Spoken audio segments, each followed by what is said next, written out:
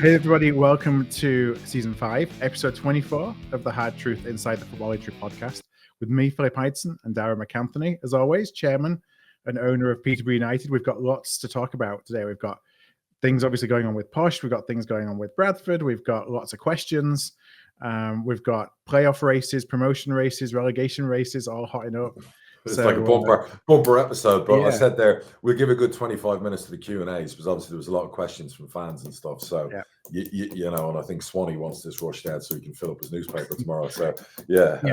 I'm just disappointed you didn't bring Darren, so we couldn't get a 2-for-1 for him. Yeah, I mean, obviously I've just actually been speaking to him for the last 20 minutes. I mean, he's a busy guy at the moment. So yeah, you know, we will get guests on. Obviously, Rob's at me all the time about getting guests on. It's like, Jesus, I do have a day job with outside of football and fucking whatever else. So yeah, I just flew into the UK yesterday from the UAE. So I'm a bit wired to the moon. My wife said I've got like black eyes. It was like, I didn't get to sleep till 5 a.m. all 3 nights I was in Dubai. And that wasn't partying. I fucking wish. That was just sleep deprivation. So, yeah, well, you've never been the best sleeper. Have you talked about that before? Terrible. So to be fair, last night was 2 a.m. So that was a positive instead of 5 a.m. So yeah, but anyway, on to the football. Where do we start? So before we go into Posh and Bradford, I just want to talk a little bit about an issue outside of us, which is Blackburn. So Blackburn fans telling board members and the head of football to stay away from matches until the end of the season. They say that the protests from the fans are affecting players. I just wonder if this ever happened at Posh and people started telling you to stay away, what do you make of that? Well, I you know, what would my answer be? I don't think that's the right way to do things. Like, these people pay the bills. You know, I get the fans will argue they help pay the bills. Yes, of course they do. But when you start seeing all the accounts, the losses and everything else, the revenue from gate receipts, particularly say clubs our size, you know, it helps in a big way, of course, but still ownership has to, you know, plow in, you know, money, you know, like I have to put in, I think in May and June before our cash flow ends for the 12 months, I have to put in like 500 grand of my own money. So, you know, you're pressing that transfer button when people are telling you to stay away from watching the club. Yeah, that's not something I agree with. Neither do I agree with like the Oval Town guy. Apparently he was like banning fans and doing all that. That's the wrong approach also. If I could give him advice, is grow a set, get some thick skin. Football can be a cruel place for ownership when it's not going well. You're going to get abused, probably in person, probably online. Stay offline. In person, keep your cool. Obviously, if someone abuses me and they're brave enough, that might be a different story. But I empathize with fans like them who, you know, want correspondence from the ownership of Blackburn. I get it. I know the people who work behind the scenes at Blackburn, the CEO, the chief executive, because I've dealt with them in the Smodics deal and the bid for other players. And they're all good people. And I don't think any of those should be told to stay away or be punished or whatever. The Venkies don't really come, I think. So I don't really know what that's about, you know. So not one I agree with. I don't think any of it helps. You know, the players being distracted, you could flip that and look at Reading, you know, acted like Brazil for like an hour against us, you know, while they got fucking protests going on and while they're about to, their owner's been told by the 5th, you've got to sell the club or you're screwed. And it didn't affect them. So I would maybe show the Blackburn players the video, the Reading players, and go, if that's affecting you, grow up and go out and do what you're paid to do. And they're not getting paid late. They're not getting their wages. Go and do what you're paid to do. So that's a false. I don't know where that came from. Do you think the members of staff in question that are being told to boycott, they know what the fans think anyway? So it's not like, you know, that this is that they're living in this utopian world where they think that everything in the garden is rosy, and all of a sudden they're being told not to. Like, I don't know what it's. It feels like from a fan perspective, it's because you want to try and put across, you know, your frustration, anger, disappointment, whatever it is. Go. It's like It's not like they don't know that anyway. Like, if that's how you feel, don't go. Yeah. You know, you want to protest or whatever, don't go. But to tell people who work for the club not to go or make them feel uncomfortable, and you know, these people are like salaried employees. You know, what are you going to do next? Tell your number 9 not to show up on a Saturday? I mean, I don't think it's the way. It's not going to work. I mean, are Blackburn in financial trouble? I mean, I don't think they are. There's court cases going on in India, I believe. That But that's not. I don't know about that. That's never impacted them on the field. No. I mean, they spent money, I think, in January. Yes, yeah. They've sold players. Yes, they got money for Schmoddocks, and they were kind of up there till the manager went to Derby because I think of geography or whatever. I mean, if they had that disastrous season, I looked just there, and I think they were top 10 in the champ. I think there were still 6-7 points from the playoffs. I get you don't like your owners, but like you as a fan want to go and watch your team every week play. You want your team to win. You want your team to compete for playoffs and promotion. If suddenly they won the last 7 games, gate crashed the playoffs, got promoted to the Premier League, would they give a fuck? Who owned them if they were like, I don't know. And I don't want some local journalist in Blackburn picking this up and making me have a problem with Blackburn fans. I'm just trying to get my head around what's wrong. What's interesting, and then we can move on, is I just looked up the form table. So Blackburn are bottom of the form table. Last 6, they've drawn 1, lost 5.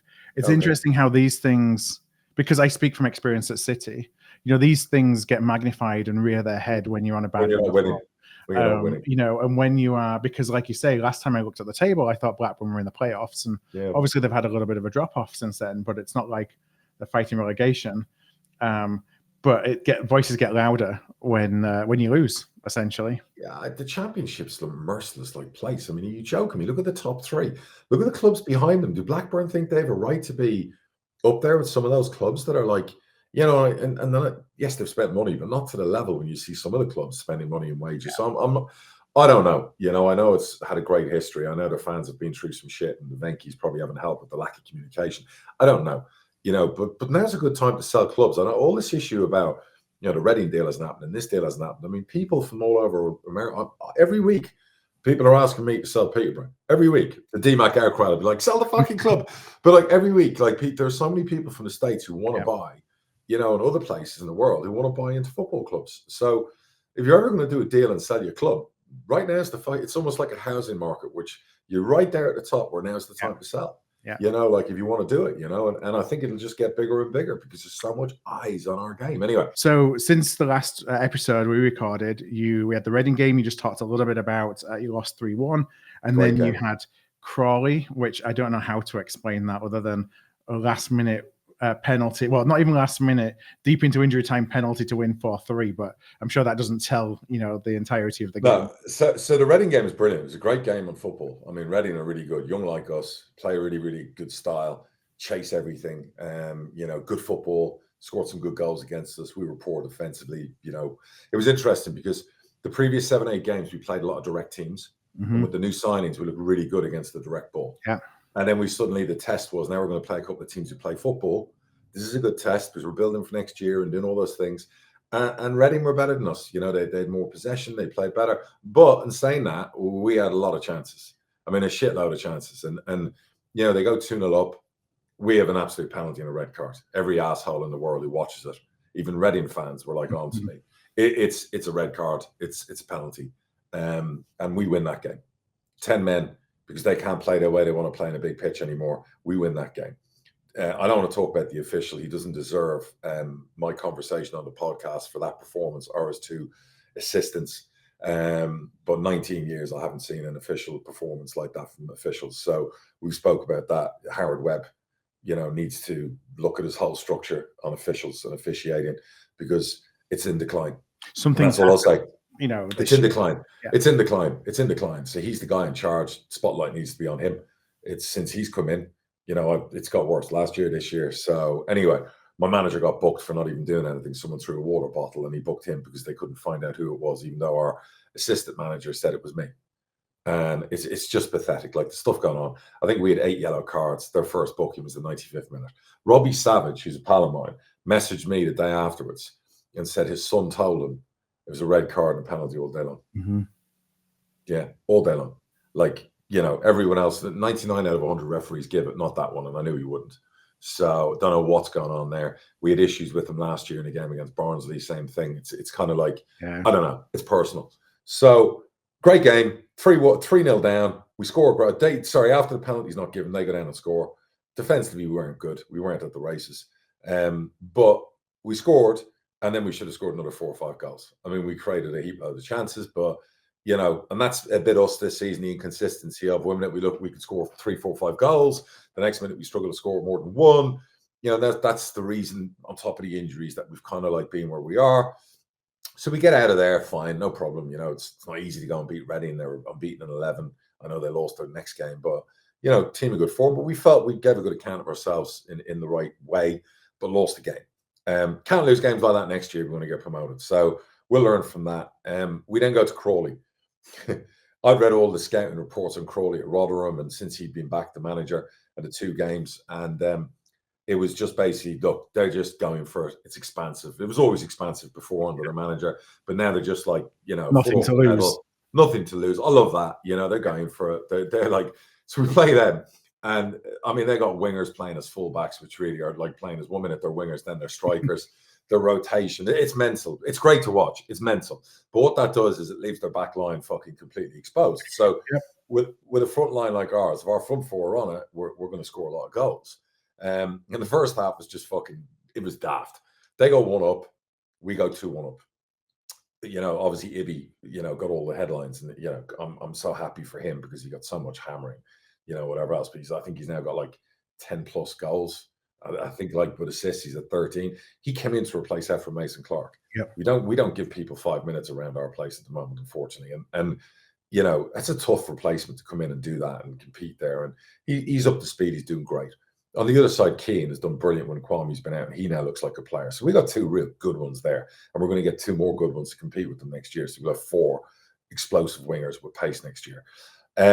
Ricky Jade-Jones was magnificent in the game. I've shout out to 𝗛𝗍𝗗 who constantly jabs at him, one of our academy kids, and I love 80. But he made a comment like, well, bar a penalty, what else did he did? He's got blinkers on. The kid ran 11.5 miles. He pressed them all night long. His whole of play was incredible. I mean, he's becoming the complete player. The finishing will follow when it does. He's got everything as a player, but he was tremendous. Do you know what I mean? And anyway, into the second half. So we're 3-2 up. Because again, defensively, we were fucking. I don't even want to talk about defensively. I think the defense and the goalie, and I've given them a lot of props, but they had a bad night at the office. A very bad night at the office. Is that somewhat caused by Crawley's? You know, I mean, I imagine switching would cause a lot of chaos. No. Our goalie's been one of our best players. I think he'd say himself. You know, and you know, he wasn't at the races. The back line, Sam and Teo have been brilliant additions. They weren't great. You know, Sam was carrying an injury, I think, and that affected him. Oscar was very good next to him, and CJ come in for JD, but he hasn't played for a while, CJ, and I think the rush showed. So defensively, and then we didn't track runners. The first goal was identical to against Reading.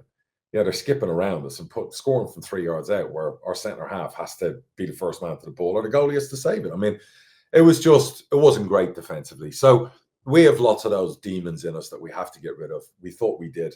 We were on a really good run. We had a lot of clean sheets. You know, we have to clean that up, and we have to clean it up coaching wise and player wise. So that's going to be a big discussion at the end of the season. That how can you be top 3 in scoring, and how can you be bottom 4 in defending? At some point, the scoring should improve, but the defending should improve as well. And we haven't done that enough. We've done it in the patch, but we have to do it more. Yeah. So they're good lads. And someone said, like, it was a tweet me or text me, you have to sign loads of defenders. You can't keep signing fucking defenders. We've got 4 excellent full backs. We've got fucking 5 centre backs. Yeah. They have to improve. We've also got Neville we spent a lot of money on. There is massive improvement in him. So, you know, the goalie is been brilliant, but he has to be brilliant all season with his experience. And I think he will be. I think next year he'll be excellent. But we have to get better. The one thing we've been better on is set pieces and corners. That's been brilliant. That's a big improvement, but the rest has to improve as well. Anyway, 3-2 into the second half. I'm thinking at halftime, fucking great. They're now going to have to even go for it even more. Yeah. And now we're going to go in behind them, and we got a chance we could score 3-4 goals in the second half. Well, fuck me. I swear to you, Phil, I thought it was, I said to the gaffer, I didn't enjoy it. I thought we were poor in the second half. But fair play. I mean, he said, look, they dug in. We dug in. They dominated us the second half. I'm going to give Crawley a lot of credit here. And I like their owners, by the way. They were in New York. They messaged me to see if I was there for the EFL thing to go watch the game. So shout out to the 2 lads. They're great guys, and I do hope they stay in the league. Crawley were awesome. They were immense in the second half. They just penned us in. They dominated us. I don't think we got in their box till the 70th minute when Archie missed a chance. Malik, obviously, I don't know. Malik's great. He's been brilliant.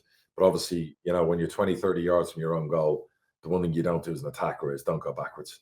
And he went backwards and passed to their striker who, you know, rounded Jed. And he had a lot of work to do, and we probably still shouldn't have conceded the goal. But They scored 3-3, and they just dominated us. And then eventually we made subs. We couldn't get out of our half.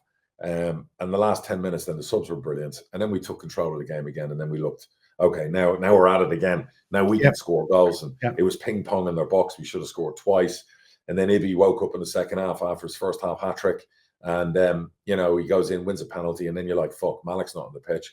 But what our fans and people don't realize is, way back when, we were designating penalty takers way early in the season. I always want attackers to take them because it helps increase their value. Dale had chosen Ricky to be the penalty taker, not Malik. Malik was number 2. And the very next game, Ricky won a penalty, but he was fouled and injured from winning the penalty and rolled off the pitch. So he never got to take the penalty. Malik did. And since then, I think Malik scored 7 penalties. So if Ricky had been on them, he'd be sitting on 23 goals right now. God love him. But his luck is just never in. But what I was delighted is that he wanted to take the penalty. Their players, the crap that was going on, they were in his face. They were talking to him. They were trying to put him off. Proper penalty. I mean, I was shitting my pants. 96 minutes. You got one of our academy graduates who gets so much criticism. Yeah. He hasn't scored for a while. Yeah. And he put it away with a plum. He's very good under pressure like that. He's on 16 goals. I so want him to finish with 20 plus. You know, for a 22-year-old academy graduate to do that. Who can't shoot, apparently. Yeah, apparently. But he kind of saved all our bacon and kicked on our season in the cup game against Cheltenham when our season was pretty much dead and buried at half-time. He came on and scored. He did it in FA Cup games. I mean, he's some big moments he's shown up. Has he missed some sitters? Of course he has, but I could show you the best strikers in the world. I could show you Haaland from the other day doing that. So Ricky's going to be missed. Not by some of the fans who've maybe criticised him, but I'm telling you now, there's no better presser. And since he's come back into the team, he looks like he's got the bit between his teeth. I'm happy for him. It was a great goal for him to score that winner. You know, a big moment. I'd love him to have that moment at Wembley as well in a couple of weeks. That'd be awesome as well to sign off his career with that.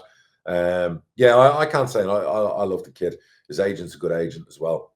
Liam, we've been speaking a lot, you know, because obviously the summer's coming up and, you know, whatever. But more about speaking about how do we get his head right? How do we get him playing with a smile on his face? Because I think it got to him, all the misses. I think he wasn't training well. He wasn't playing well. He was struggling with that lack of form and the criticism. He's young. And we've all gotten through it. And I think he's now going to go on a run. So, you know, mad game. Crawley didn't deserve to lose it. I agree with the manager who said afterwards that a draw would have been harsh on them. But you know what? We haven't been great away from home. And you just have to find a way to win. So, you know, as much as I'll say we weren't at the races in the second half, I'm going to give credit to the manager, his staff. He kept the players in it. They made the right changes. And they went deep and they won. And that's sometimes what you've got to do when you're not at your best. And, you know, there was a lot of hard yards played against Reading on a big pitch. You go Tuesday, you're chasing fucking ghosts against Crawley at times because of the rotation and the way they play. It was a lot of hard work from our players. So I think right now they're sat in a fucking recovery swimming pool in David Lloyd and Peterborough somewhere right about now, because I'd say they're like, you know, in pain, you know, from the last 2 games. So it's good. You know, we just want to finish the season strong. We want to look upwards. We, you know, I don't want to say, dare I say, fly up the table, because I get criticised again because I said that, you know, a couple of months ago before we went on the run. I just want us to finish the season strong, win, score goals, get some clean sheets, see players get an opportunity, you know, who still have to be at their breakthrough, you know, Con Clark, maybe Nevitt, Donny O'Brien, you know, players like that you think might be a big part for us next year. Can they now break through, you know, like other players like Keane and JD and Ibby, you know, can those other players now join that party? So, yeah. And what a week you've got coming up. You know, you've got Northampton at home, so that's somewhat of a derby game. You've got Birmingham, of course, at home. And then you got Birmingham again at Wembley. So family fly over for the Wembley game. Forget Wembley, you know, Northampton, big derby. You know, we respect that for what it is. A very physical side, and very well under Kevin Nolan. If we're not at it, you know, they'll physically kill us, and we can't let that happen.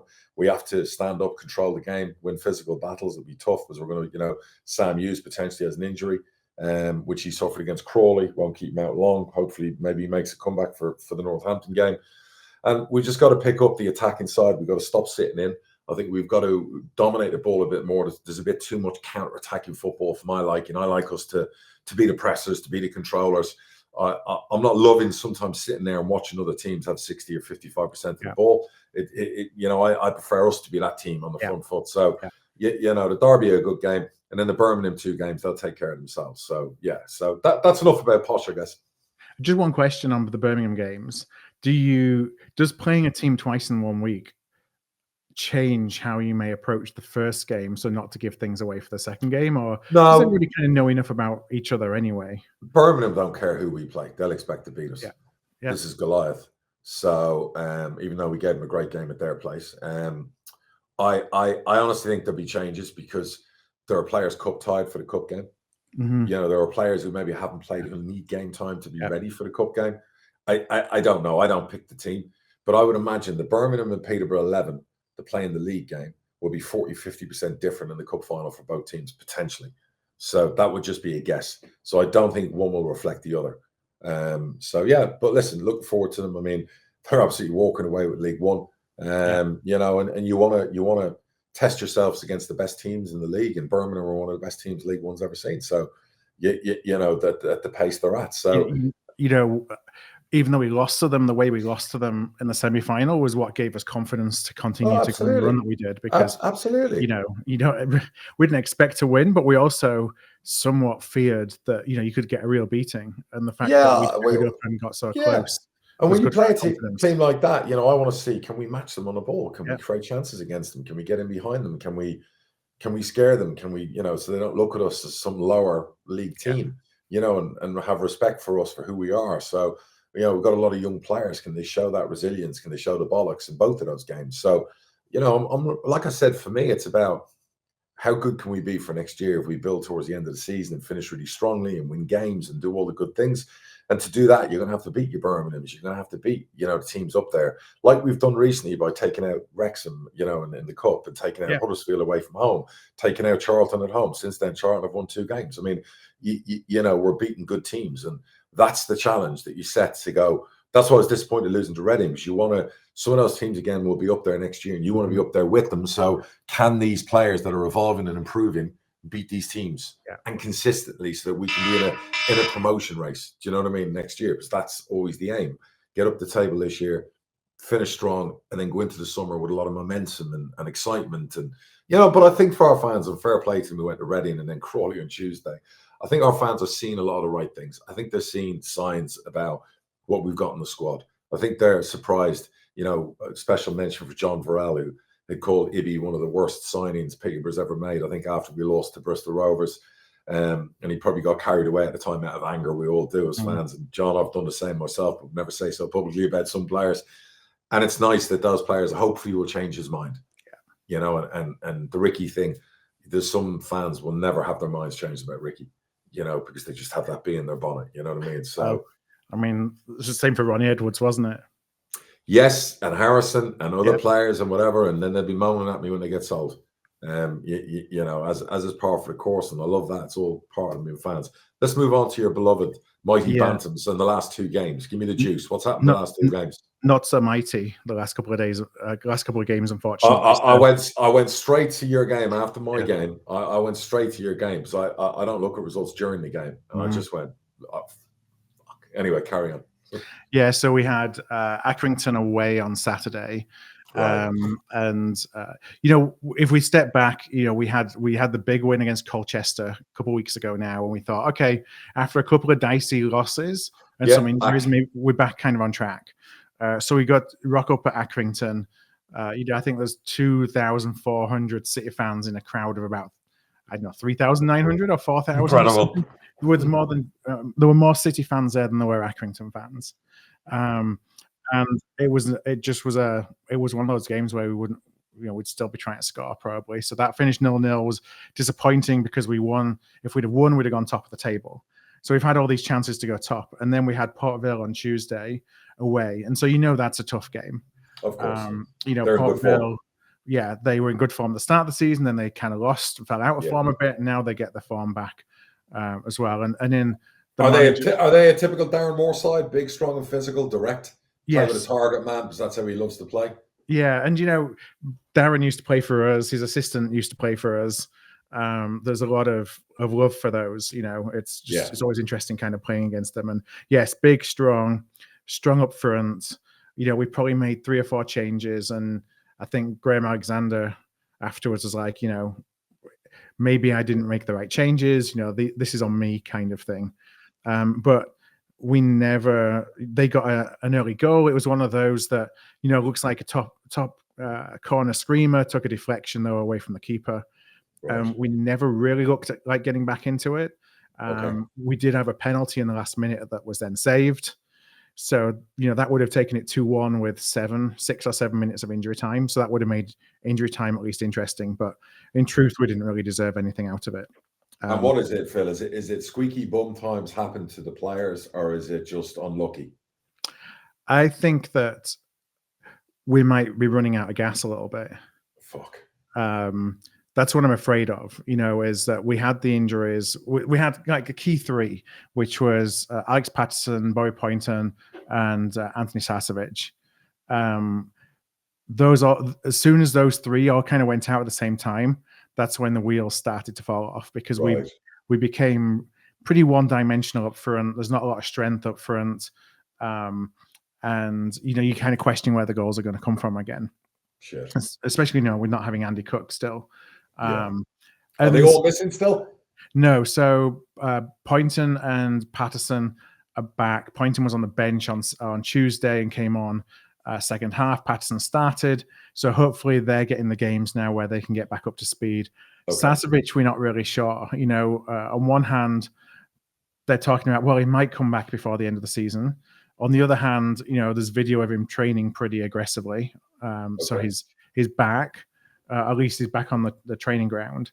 So we don't know if there's mind games being played, in terms of, well, I'm not really sure if he's going to be back and then he pops up on the bench on Saturday. Right. Or whether he was truly out, for the duration.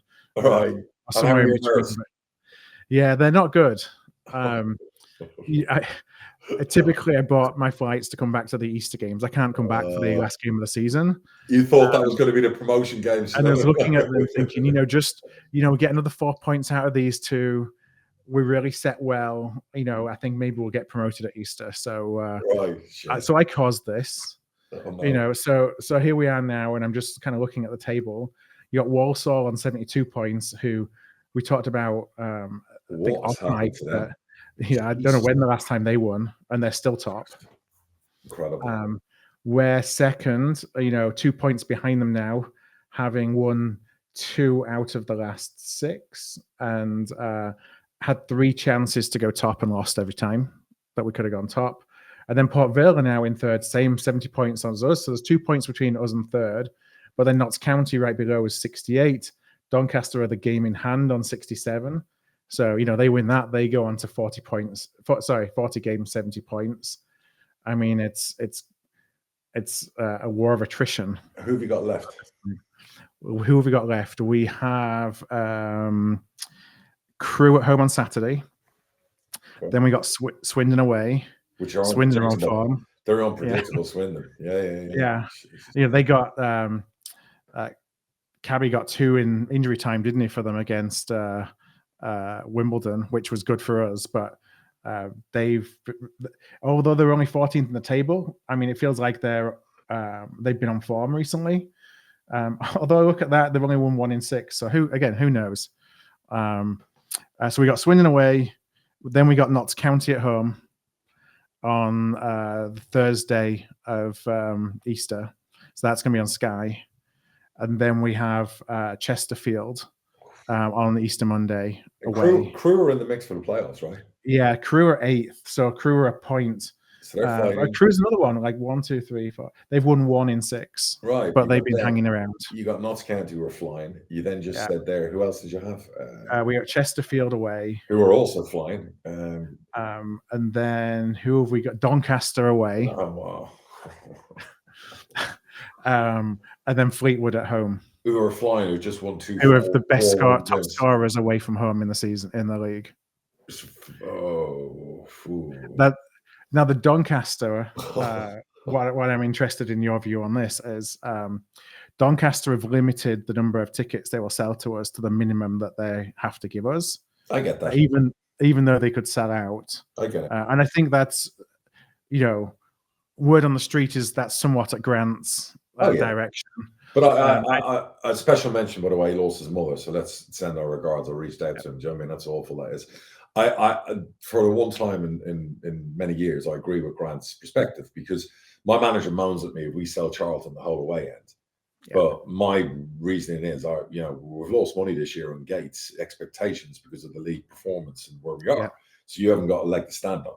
Yeah. And my CEO reminded everyone, well, when we beat Sheffield Wednesday 4-0 at home, we gave 5,000 of their fans like tickets, and it didn't affect the performance. So, but in this regard, if we're fighting for automatic promotion and we're playing a team that's coming to us, I wouldn't want to give them one ticket, because you want everyone in the ground for you. You want your fans. So I get where Donny you're coming from. I don't always agree with them. I've got my own issues with them from previous stuff, but I totally agree. Just equally, like I think Bradford, if you had Leeds coming to town and it was a top of the table game, would you give Leeds 4,000 tickets, or would you give them the minimum requirement? We'd give them the minimum, but then we knew that we could sell out the rest. Yeah, but Donny, the only thing for Doncaster is there will be a lot of empty seats. I don't think they'll care. They won't care. So so that's an easy one to answer. Jesus, you've got that's a run in, that is. That's why I thought March was so important for us to try and get to increase the buffer. Yeah. Because that second Doncaster, our away form has been awful. Like, if I try and see if I can find this, our home form has been top in League 2 by a country mile. So if I look at, let's see, home form, oops, now I'm getting ads everywhere. We were like 6 points clear of anyone else from our home form. Right. And we were 15th in our away form. So you got 3 away, 3 at home? Yes. Okay. The home ones being Crewe, Notts County, Fleetwood. Yeah, and Fleetwood are good away, and Notts County are going to dominate you possession-wise, in front of your home crowd, which could frustrate the shit out of the home crowd. So, and then those 3 away. Oh my, yeah. Okay, well look, let's try and look optimistically and go, if they want to win promotion, they're going to have to win 4 out of 6 games, aren't they? Yeah, I think so. I mean, we're on 70 points now, so you got to think, maybe this year 78, 79 might do it. So maybe 3 wins, but that's only because everybody else there's a lot of others playing each other, and everyone else, a lot of the others don't seem to be able to buy a win either. So but I think you're hoping. I think you're hoping and keeping your fingers crossed at 3 wins. I think with 4 wins, you should be across the line. How do you rate the team if they fall into the playoffs? They're good enough, but it's momentum, isn't it? Playoffs is so much about momentum. So that's all I worry about is, you fancy the ones that squeaked in the last day of the season because they were on a run of 6 wins in a row or whatever, versus the one that fell out because, and are still licking the wounds that they didn't make it automatically. Okay. All right. Well, look, it shows what an interesting and close, and honestly, how the lack of quality that we've talked about all season in League 2. That there is no, like, everyone's just trying to give it to everybody else. Yeah, nobody has kind of charged ahead and taken the bull by the horns, you know what I mean? And just said, look, we're going to win this league. Interesting, really interesting. So let's talk financials. Okay. We have a bigger conversation around just health of finances, as lots of clubs are reporting the numbers right now. But let's go into Posh and Bradford to start with. Sure. So what do yours look like? I think Dawn sent them to me the other day. These are obviously up to the end of June 24. Yeah. Which covers the season. We finished 4th. I think we finished 4th in League 1. Won the cup, finished 4th in the playoffs. And I think we lost 2.3 million. And I think the previous year was 3.5, 3 point whatever. So we reduced our losses. There was some items that were down, like football funding, EFL bonus money and stuff like that was down. So it took like some of the general turnover down by like 400 or 500 grand. And I think there was a question from Harry regards like debt and what are we doing and and the 16 million in debt. Drives me mad hearing this 16 million pound figure, because 6 million of that is like my debt and the money I'm paying off when I bought the shares back, and I'm still got options on shares from Calgary, not OKR Calgary, who owns the shares in the club. They have a loan in like I do, which is unsecured. It's not secured debt. They can never ask for it back. Do you know what I mean? Like I can't. I can. It's like credit card debt.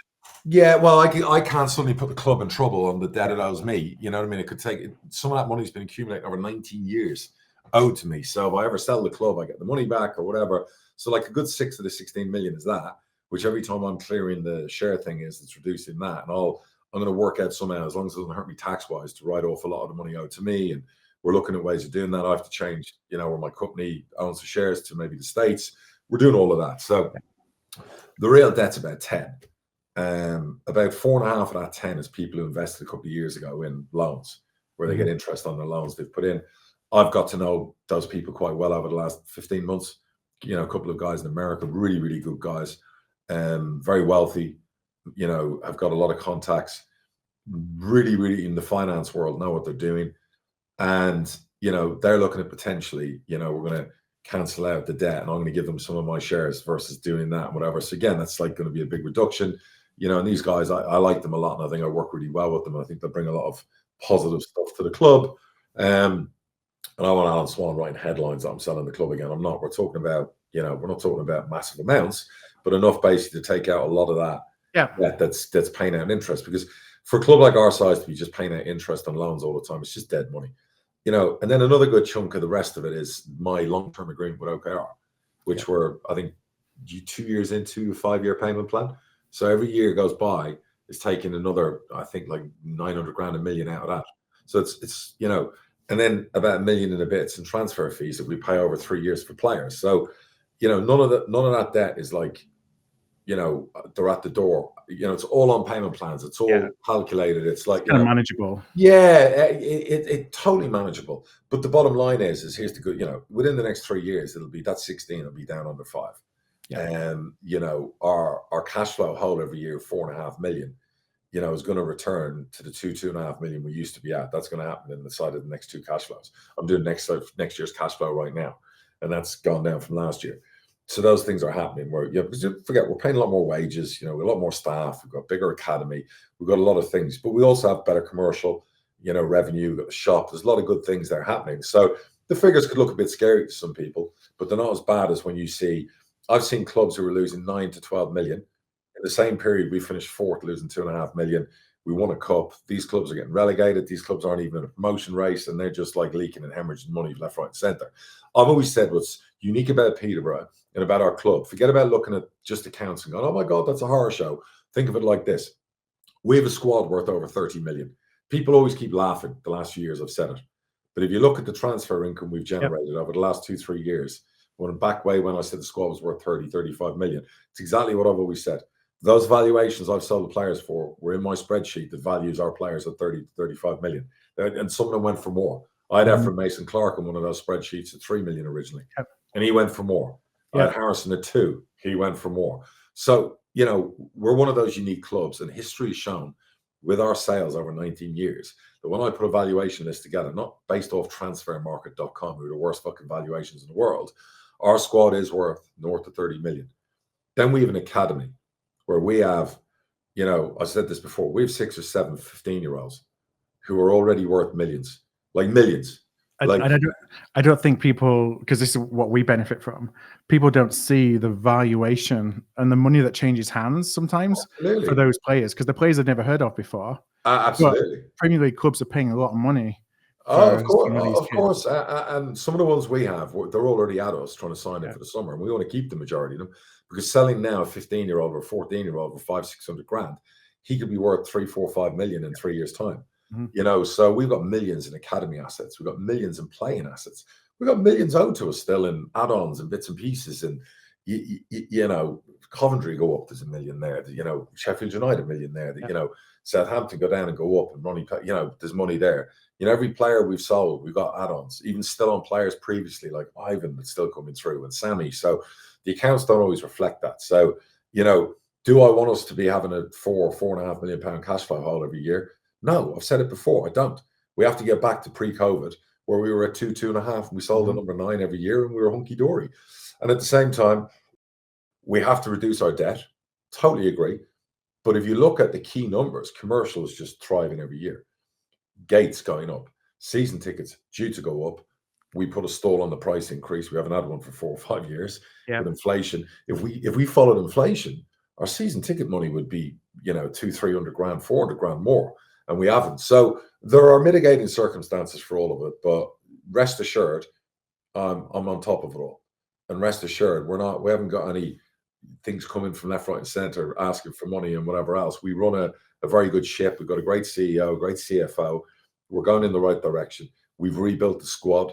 With a big rebuild this year, we've spent 3.2 million in transfer fees, which is spreadable over time. We have a little bit more business to do in the summer, and we'll have a new squad that's worth a new figure, north of 30 million of players. And we have players that are leaving in the summer that will get sold, and to cover off our cash flow hole next year. Whilst we still bring good players in and younger players, bouncing through. So it's a moving thing all the time, one that I'm very optimistic about and one that I'm excited about because, we could, if I wanted to tomorrow, I could sell all the academy players. I could sell every single player asset-wise I wanted to, and we could have zero debt. Yeah. But we ain't going to have a football team. Yep. Do you know what I mean? So if people, pick your poison, because none of it's making a difference to my financial circumstances. So pick your poison. What do you want? But I want us to be that club that's constantly, we've had a shit season, I get it, but I want us to be the club that constantly does things the right way, so whilst still trying to compete at top ends and compete for cups and all of that. So, and providing entertainment. So no, I'm still very optimistic and excited, regardless of people going, 16 million in debt. Oh my God, you lost 2.3 million pounds. It's not compared to a lot of the clubs in the accounts, and Kieran Maguire is the expert. And he'll show you. He put up in his Twitter account the other day, there were non-league clubs who lost as much as we did. Yeah, it's like, what the fuck? Some of the numbers you're seeing. The fuck? I think Oldham lost like 2.5, 3 million quid. Oldham. Right. League Two clubs losing 11 million, 10, 11 million. Like, I get a Bolton, losing 10, 11, 12 million. They got a hotel, they got all those things. They're coming off, where Sharon took it over and previous creditors and debts. I get it. Bolton's a big club, but like non-league clubs losing 2.5, 3 million quid. What the fuck? Like, and then I saw Fleetwood lost 11 million. Right. So, and I'm not having to dig at those people. What I'm trying to say to people, when people panic about our figures, look at it in isolation. Peterborough United, 4th in League One, won a cup, exciting young side, lost 2.3 million quid in the calendar year. Then look at them versus a team who's not even in the football fucking league, who lost more than 2.3 million, didn't have an exciting season, didn't have a cup run, didn't generate any player sales eventually. Don't forget our accounts don't reflect Harris and Ronnie, the players that came after. So yeah. And you still had 4 million in transfer revenue without those. Yeah, because of the Efron deal and, other deals and whatever. So 100%. No, I mean, I just looking at Port Vale. Port Vale lost nearly 4 million. They have debt of 15 million. She's performed a miracle, the owner there. I mean, the money she's putting in. So football's not for mugs. It's an expensive game. Fans sometimes need to realize that. And you see these, and I get Kieran's job is he'll do it on his as a Price of Football podcast. I'm sure he'll talk about everyone's accounts, and hopefully he'll give us a fair shake instead of throwing us under the bus. And he'll digest all the things I'm saying that make sense. But he will point out, some people go to him and go, "Oh, is my club in trouble?" or da. And he's got quite a good outlook on the intricacies of accounts and what he can see and what he can't see. So it's fascinating, really. It just continues to be the industry that spends money but loses money. Yeah, we had income of 8.6 million for the season, which was 7.7 operating income plus $1 million in transfers. Most of that transfer money came from the youth team. We had about 4.1 million in wages. First team players management, wages, associated costs, things like that, for a spend of 9.6 million. So we lost $1 million this year. The year before, we lost 375,000. So you've had a bit of a go, and that's reflected now. And this year, I'm sure we'll lose more this year because I know that more money's been put into the budgets and things like that. But then that's because we looked at this year and thought this is a year to have a go. And the funny thing is, like, you've lost $1 million quid, but you get crowds of like 15 to 20,000. We get crowds of 7 to 9, my friend. Yeah. Our average was 17,547. Yeah, exactly. So our average is like 8 or whatever it is, and we lose 2 million, you lose $1 million. So can you imagine what I'd do with 17 to 24,000 pound fans every weekend? We wouldn't lose any money. You'd be keeping hold of some of those kids as well. 100%, 100%. So yeah, and that's not a dig at anyone at Bradford. No. I'm just saying it's like it's tough. What other questions do we have when we move past the finances? So just about the money, there was a question from Lower League Looks just saying, we're seeing accounts coming out this week. We're seeing an increasing number of League Two clubs losing more and more money. Is this desperation to compete with the likes of Stockport, Birmingham, Wrexham? Most can't compete, but they just keep spending. Is that putting clubs in danger essentially? I think any industry that loses as much money as we do, you're always going to say, oh my God, everyone's in danger and clubs are on the verge. But we've been doing this for like nearly 100 years. And the last 20 years has been like this. And I don't know, of course, clubs look, when you see Stockport losing the money there, and look, Stockport are owned by a very wealthy guy. Yeah. He's done incredible. But I mean, for Stockport to lose the money they're losing, wow, fair play to him. I guess the bottom line always is what's behind the door if anything happens. Behind our door is we have assets all over the place, player-wise. So we can go bang, bang, bang, bang, bang. Can other clubs say the same? So the clubs who are losing money, if they needed an emergency behind the door look, can they go bang, bang, bang, bang, bang, like I've just said? And if the answer is no, then I'd worry. And I've always said this, like people who come in to try and buy the club or partner up with me, I go, yeah, but you're carrying debt and these other clubs, and where's your valuation? My valuation's always been my valuation, because when you come into Peterborough as an owner, you never have to spend money because it's a running machine already with a young squad full of incredible assets. When you go into another club, that some of the ones we've just mentioned, you've got to scrape everything, scrap everything, and suddenly plow in 5, 6, 7 million just to get a competitive squad to compete. And the way you've got to put that money in means you're likely, the only way to get that money back is through selling the club, right? Because you've got to put it in as equity for it to count against the salary caps. Yeah, of course, all those things you have to take into account, and that's the other thing. Salary caps. I've always discussed this. We've been right at the top and trying to do that. And funny, I'm working on a budget today for next year, and how we need to sign this player and that player, but how do we make it work? Like our fans like sign Teo and sign Sam and all those things. And, that's a discussion, me and the manager will have over the next few weeks. But it's the salaries. Okay, well, we get to June the 30th. I know the matrix, I know how it works. Well, how do I get it in? How do I make it work? Who's going? Who's, so there's all those things you take into account, you know what I mean? And it makes it a fun part of the game. I love it. So I just want to cover a couple of managerial changes and we can go into questions. So first of all, Gareth Ainsworth leaving Shrewsbury to join Gillingham. I mean, it's come out since then that I think the takeover that he was that Shrewsbury were hoping for fell through. So perhaps that had something to do with his desire to look at somewhere that may be a little bit more stable. He'll get Gillingham promoted. Yeah, that's what Brad at Gillingham's done. He's basically got some insurance. It's a bit like hiring Steve Evans. Yep. What's the bet? Shrewsbury will hire Steve Evans. Well, that was the next one I was going to ask you. If I was to put a tenner on, Steve Evans goes to Shrewsbury and Shrewsbury get promoted next year. So that's just, look, I saw Steve on Sky and he'd said, he was commentating on the Orient game, and he said about he'd got the backing from the owner and with his players. And I thought, the problem you've got there is if your players are listening, they might throw a stinker in. And then they went and had a stinker on the Saturday and lost 4-0 to Crawley. Having watched Crawley, imagine them playing an older team in Rotherham. I'm not surprised at it because Crawley, the rotation and everything else. But then Rotherham players did exactly what lots of players did. They went out and won the next game the minute Steve's gone. So, football is just such a thankless task. I know he really wanted it to work there. It's a shame it didn't, because I know he likes the chairman. He loves the chairman there. He has such great history there. And I fancied Rotherham to be up there this year. They signed so many experienced players in League One and Golden Boot winners and all those things. And, who knows why it didn't work out. But one thing I know about Steve Evans, he's not sitting on a beach right now, licking his wounds. Steve Evans is looking at every job that's coming up and going, where's my next promotion? So, and that's where I'm thinking, Shrewsbury, club like that, you just know that Stevie Boy is going to show up somewhere and the whole promotion thing will start again, because that's what he does. All right, well, let's get to a few questions. Question from Aaron. He says, you say that Posh will get compensation if 𝗛𝗵 𝗂𝘁𝗁 goes on a free.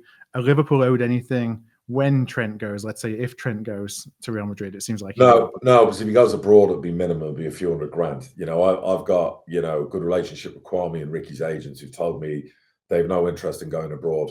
I kind of know the clubs are talking to in England. So that's where we know we'll get millions if we do a deal with those clubs, or we go to a tribunal. Either way, we'll get millions. If they were to fuck us and stiff us and go abroad, that's a different thing. But speaking to 𝗛𝗿𝗄𝗻 and Ricky, I don't think they do that to Peterborough United. I like those players who have loyalty. And McAllister at Brighton was running his contract down. He signed a new contract with a release clause at Brighton, got 35 million from. One other player of ours who was over 24, I'd offered something similar to go, look, sign a new deal so we can get back what we paid for you minimum, and then you can share in the profit, and at least it's good for us, good for you. But his agent and his family didn't want to do that, which I thought was, we took a chance on you when you were younger, so that was kind of a bit of a kick in the gut. But in fairness, 𝗛𝗻𝗻 and Ricky aren't like that, and that's that. Like if Trent goes to Real Madrid, I think Liverpool get like 300 grand. That's it. You get like a youth compensation amount. So, but he's older too, isn't he? Yeah, that doesn't matter. It's like a set FIFA rule on the amounts. But that's up to Trent. At the end of the day, him and his agent have played a blinder, running the contract down.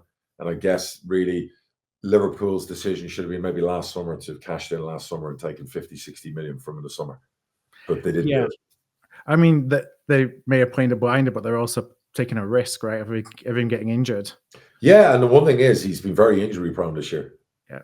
So that's the thing you'd always say when players play that game. But look, I want to talk about Trent. He's been magnificent for Liverpool as a fan. I'm gutted, but I'm also angry that him and two other players. And please, Peterborough fans, don't compare this to me having players running contracts down. I don't have the wealth Liverpool do. To offer 12 million a year or 15 million a year. Those deals should have been done a year ago.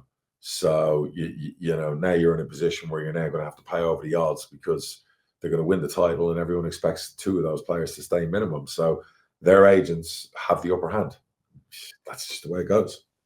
So Lewis, who's a Leeds fan, he says, this may be ruthless, but with the gulf between the Championship and the Premier League, many fans don't have confidence in the manager Farke to lead us in the Premier League if we get promoted. Do you think off-season sackings by promoted sides will happen more to give the best chance of survival instead of waiting 10 plus games and then sacking them? Yes, I do. I think some managers will be seen as serial winners at a certain level. I'm not saying this about the Leeds manager. I'm just saying I think that very much could happen.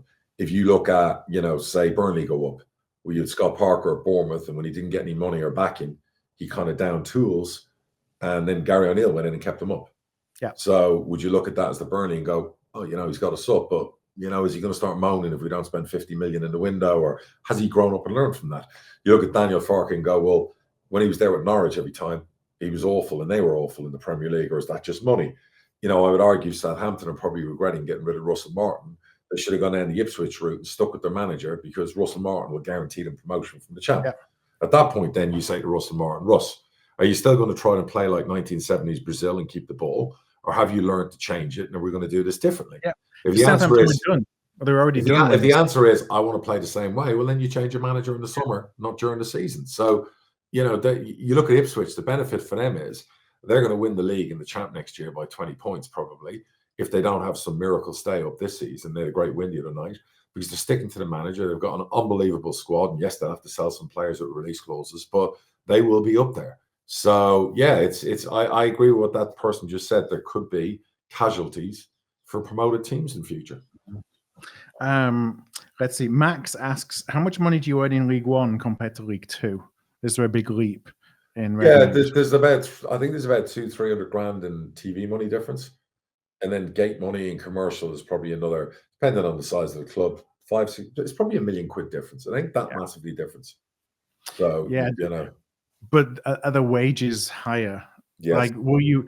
So the gap in increased revenue between the two is not going to make up for the increased salaries that you're going to have to pay. No, so it depends. If you have clauses in your contracts with your players when they go down or go up, you could save X amount going to League Two, and it maybe cancels itself off.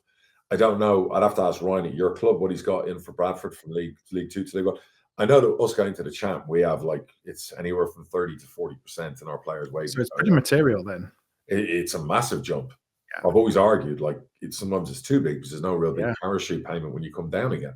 So, and that's caught us out the last 2 years coming down from the champ. So if you have someone on a 3-year contract, you go up year one, you get 40% increase. If you got relegated again, would they get a 40% decrease? If it's in the contract, yes. But if you then go and sign a player in the champ, and they're refusing to take a decrease, and really you have no choice but to say yes, because they won't come to you otherwise, and you need that player. So if you do that, you end up with a player on championship money for, say, a club Peterborough size playing in League One.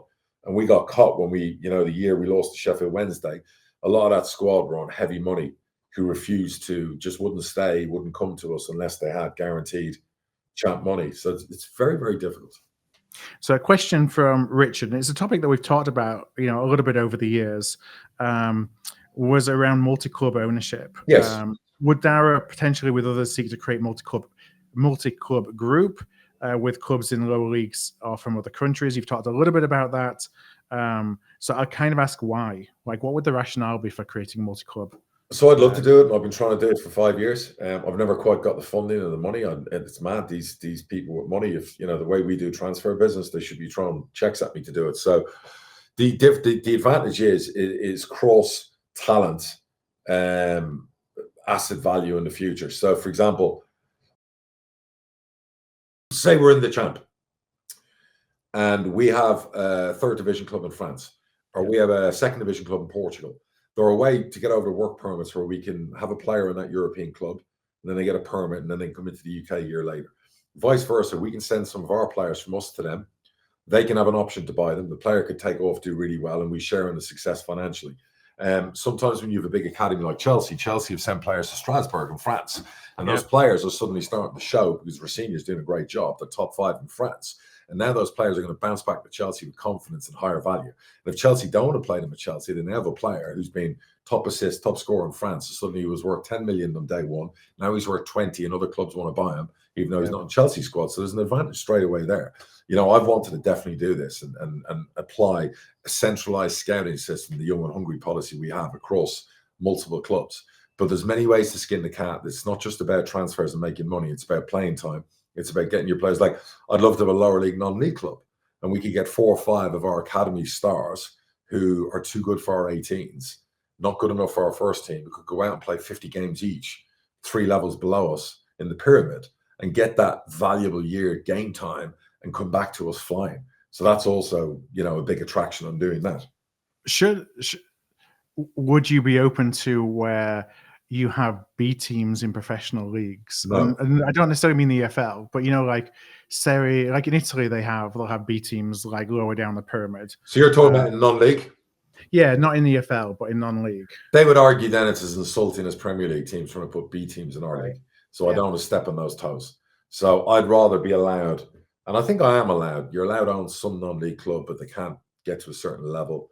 Whatever else. But it's another reason where you buy a first division club in Scotland, or you buy a club in, the League of Ireland, where Fleet would have done that, I think, as well, and had a lot of players out on loan. There are many benefits to it. There's a couple others I haven't even mentioned, so I don't want to give all the tricks of the trade away, because I still want to do it.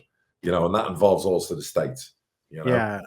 Now, would you want to do it where Peterborough United are at the top of the pyramid of the teams in the group? I would want to do it where Peterborough's one of the clubs, not above any club, but part of a group. So you'd have Peterborough in the Championship, top 12. Yeah.